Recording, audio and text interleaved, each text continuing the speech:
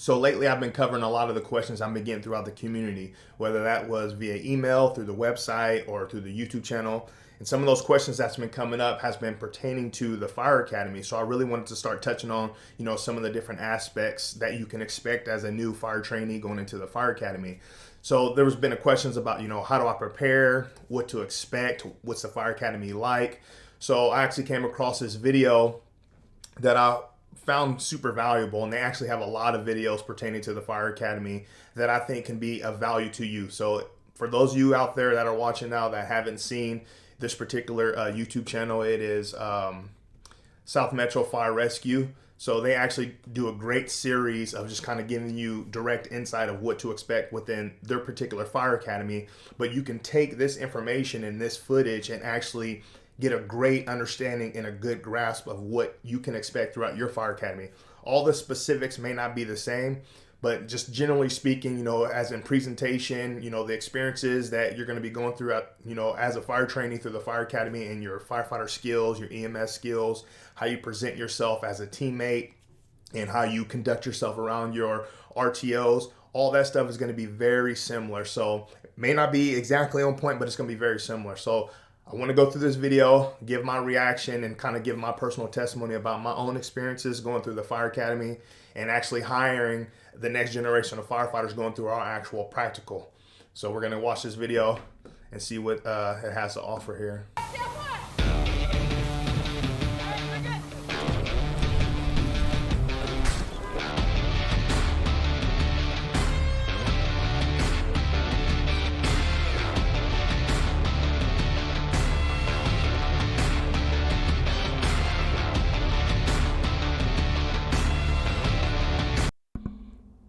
Hey, shout out to South Metro Fire Rescue, man. This is awesome. So find your name, your alphabetical order by last name.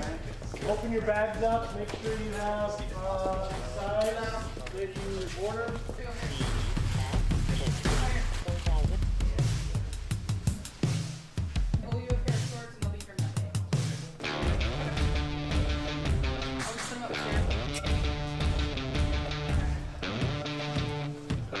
So as they're coming in, kind of getting their gear, this is going to be super exciting for you. I mean, you may not do this the day of, you actually start your Fire Academy. Typically, you go in before, kind of get fitted, get all your equipment that you need well in advance. So when you do come into your actual, first week or first day, you'll actually have everything ready to go. But this is an exciting moment in your career. This is the actual start. So when you're coming in, you could tell they're all dialed in. They got all, their slacks on, their button ups, their nice shoes, but they're all keeping calm, but inside they're literally just like on fire, just super excited. So seeing this is just kind of bringing back memories, and you guys are going to experience all this whenever you go through your process. This board is pretty neat. It has all of the recruits' names and their pictures on it. And so when people walk in to the JSF, they can see who this new class is and what their names are, and try to put some faces to those names. And then over on this side, a lot of history, because it has the previous recruit classes that have gone through. From this day on, it is up to you, the recruits, to carry, display, and maintain this axe in a condition that represents the academy. Right, please. Firefighter Springback, would you please present the axe to the class of 19-1.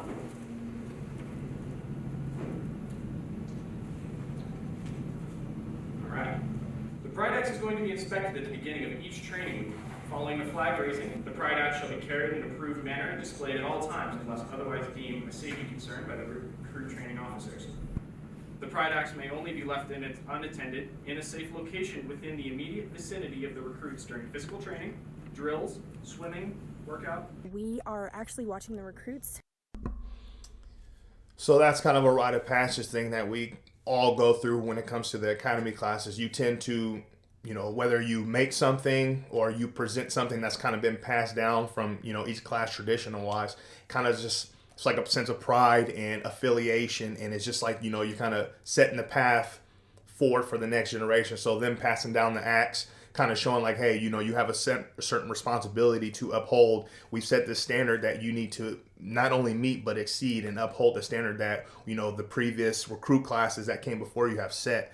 So when you go through your fire department and you experience that, really take take that to heart and be super prideful in how you represent yourself in your class.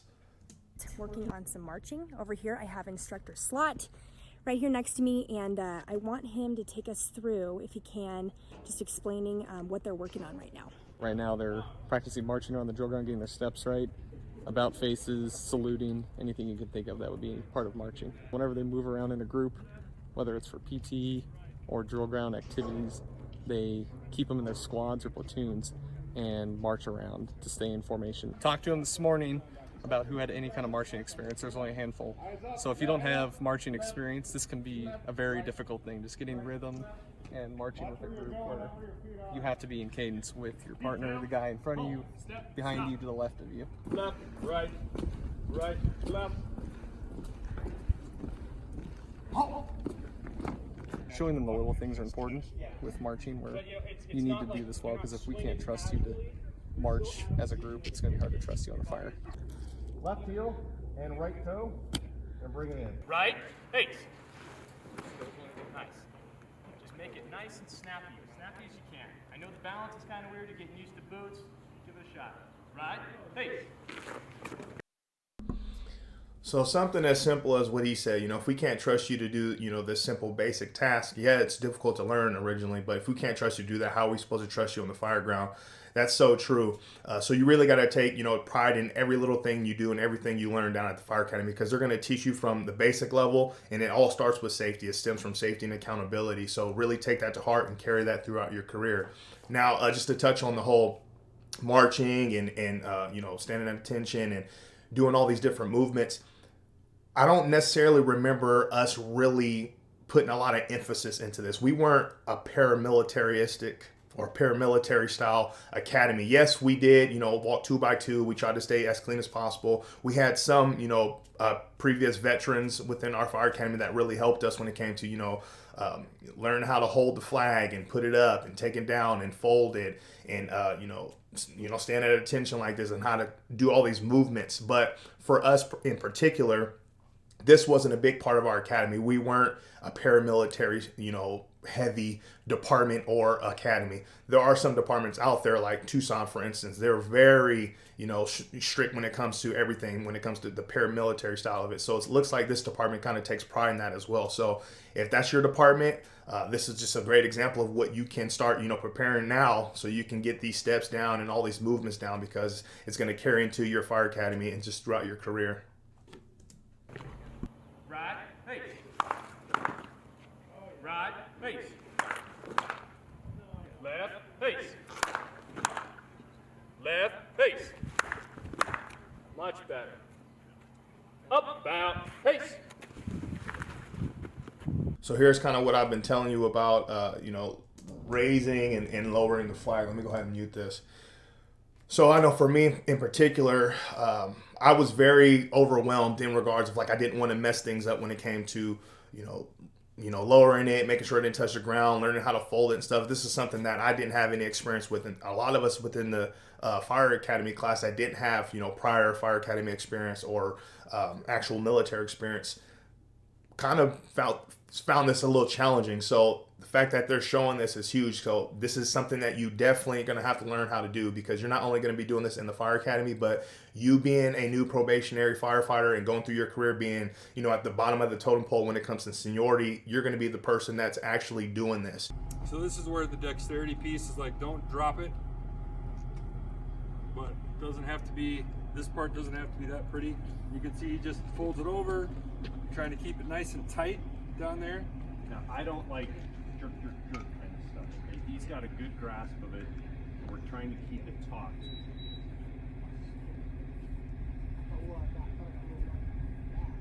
I walk in towards him, he stays where he is.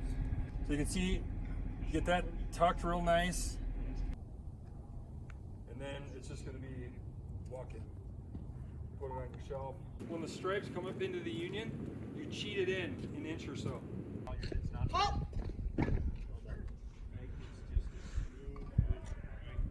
So go home and salute. Yeah, you have to look at your body. People bend their ribs a little bit. The wrist is kind of even if it's gentle angle. Tell you what, people that got a tight salute. It looks so good. Okay guys, we're down on the drill ground. This is Instructor Favero, and he's gonna give us a look through the room where the recruits have all of their gear. And I'm gonna have him take the wheel in explaining everything. All right, here we go. So this area is kind of just their safe haven where they can come in and vent and talk amongst themselves. And then this is also where we store all of their bunker gear. We give each recruit 2 sets of bunker gear. And the idea is that with our cancer prevention policy that we hold very high standard, and we obtain to that very well. Each recruit will get 2 sets of gear.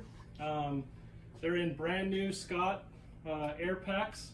These have never been used, and we issue that to each recruit, and they'll have that for the entirety. Helmets, multiple sets of gloves. All the PPE is up to par as far as cleaning and inspection. And about 8 weeks into it, they'll get their first assigned set of bunker gear with their name on it and everything. And then at graduation, they'll get their second set. So they have 2 sets now that has been passed down to kind of get sweaty in and to burn in. And then when we need to switch out, we have a backup set after a burn day or something like that. So it's a little tight in here with 23 recruits, but we also hold this to a high standard as well. As you can see, everything's in its place where it needs to go. No different than a fire apparatus, from location to hand tools to power tools to ladders. So we try to instill those lessons throughout Academy, keeping all those small details in check, trying to eliminate issues in the future. Hard work beats talent when talent doesn't work hard. So you guys get the grasp of that. And it's just an everyday reminder for them to go out and give us an all-in attitude and an all-out effort. That's all we really ask, and we can work with mistakes. This is where we make mistakes. We want to make them here. So when they go online in 16 weeks, it's an attitude of being excellent. So he covered a lot of great stuff within that small period of time. And it's so important. I'm going to just cover the last part of it. It's just like when you're down at the Fire Academy, just like everything that I've been teaching throughout, all the videos, is really be genuine about your effort. You really can't teach someone to put in hard work and effort. I mean, that's really in people, whether it's will, you have it naturally, whatever the case is. Someone can have the most amount of talent, be the strongest person, all those different things. But like when it comes to just being genuine and putting genuine effort into everything that you do, that goes so much further, especially when it comes to the fire service and down at the Fire Academy. But how he touched on, having everything, nice, as you could tell, you have the helmet, your gloves, you have your Nomex hood, your coat, your bunker pants, the Scott pack. Obviously there's not an SCA bottle in there, but like how you see this, your Fire Academy locker will look somewhat similar to this, depending on however you lay it out, but it's going to be as clean as this. And it's like that all the time. It's a standard that you uphold within the Fire Academy. And how he said is like, we teach them all these fine little details, because if we can teach them that and it becomes, second nature for them, when they get out in the field and everything's live and it's real, you're going to, you're going to go back to, your day one, which is day one, meaning the Fire Academy. And you're going to go back to the knowledge you have of making sure everything's placed on your apparatus and, ready to go. You know where everything's at. When it comes to equipment on the truck, you know where everything's at. So it's not a thought. It's just like, okay, I need this. I need the pipe wall. I know where that's at. Or I need the saw. I know where that's at. And when it comes to, the dangers and hazards of the job, that second instinct, or that instinct that you have in those dangerous situations, having that great foundation when it comes to safety and the awareness and knowledge when it comes to your basic stuff is truly going to make the world of difference when it comes to your performance in those high stress, high pressure situations on the fire ground, live in the field. Okay, so really take pride in when you go through the Fire Academy. Yeah, it may be monotonous. You're working on your steps and you're saluting and the flag and keeping everything super meticulous, but like at the end of the day, it's those little things that really do make the world of difference when it comes to the safety of not only yourself but your crew and the citizens you serve out, because you holding that standard whenever you get in the field, that's going to be second nature for you, and that's just the standard that you're going to have, and you're going to be very successful throughout your career. It starts with the small things, okay, the day one stuff, the fire academy safety skills and awareness stuff. Today is day number 2 in the Recruit Academy. I came down this afternoon, and as you can see over on the drill grounds, they are practicing getting on and off their bunker gear, and they are going to be doing this for a majority of the afternoon.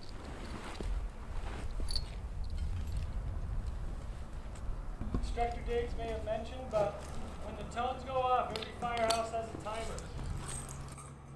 So I have videos on here that kind of show you how you don and doff all your gear. So make sure that you go back and you start reviewing those, because I kind of walk through everything slowly so you can kind of see it. And he's talking about here just the timing of everything. So when you go down to the fire academy, you're going to have a specific allocated amount of time to, don your SCBA or don, all your turnouts with your SCBA and all those things. And they're going to be practicing it all the time, just like them. See, they're going for time right now. They're testing for time. So this is something that you're going to practice over and over and over and over. And at first it's super overwhelming, but then it gets to the point to where you become good at it and you start competing with your fellow brothers and sisters, and it's fun. But the whole point is to get you dialed in and become one with your gear, because when it comes to the real deal, we get to the truck as quickly and as safely as we can.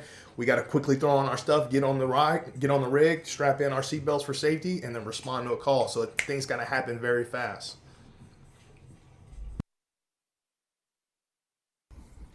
42. 47.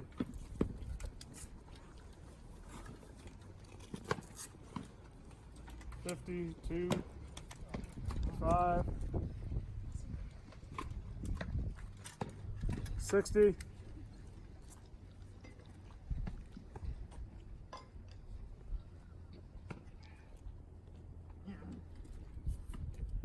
10. 12. Everybody done?